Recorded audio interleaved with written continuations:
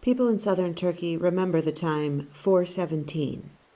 It was that hour in the morning when their homes started shaking and the region's worst natural disaster in a century began. When the earthquake happened, everything was shaking a lot. It was throwing us from one side to the other. We got out of bed and the wardrobe fell within the distance of just one handspan. After that, we fled and buildings collapsed. The earthquake and its aftershocks killed more than 50,000 people in Turkey and Syria and displaced millions. Many analysts predicted this tragedy and Turkey's ongoing economic crisis could sway the vote, potentially unseating Recep Tayyip Erdogan, who has been in power for 20 years.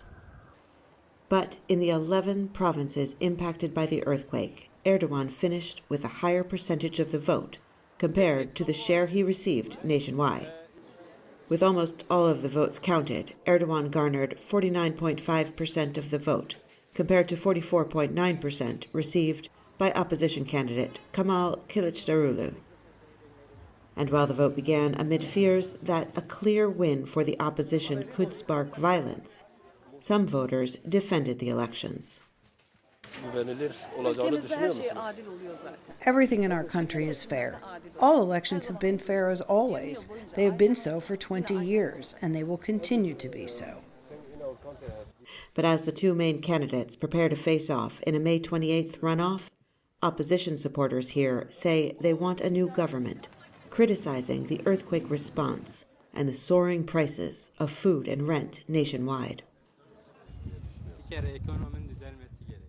First of all, the economy should improve. Everybody should continue their lives freely. Oppression should end. He says Turkey is suffering because it hosts millions of refugees, more than any other country in the world. But in this camp, refugees who fled Syria are displaced again by the earthquake. Families here say they are deeply afraid of the outcome of the upcoming vote because opposition candidates have promised swift mass deportations, specifically to Syria, which they say is still at war. We have been here in Turkey almost 13 years. First, the regime came with planes and bombs, and then came the Islamic State militants. You remember them. They slaughtered displaced people, and they would kill someone for smoking a cigarette. Despite the difference of opinions here in towns reeling from the earthquakes, many people share a sense of apathy towards the upcoming runoff vote. With so many homes, valuables, and lives lost, they say, it's hard to feel anything of note but sorrow. Heather Murdock, VOA News, southeastern Turkey.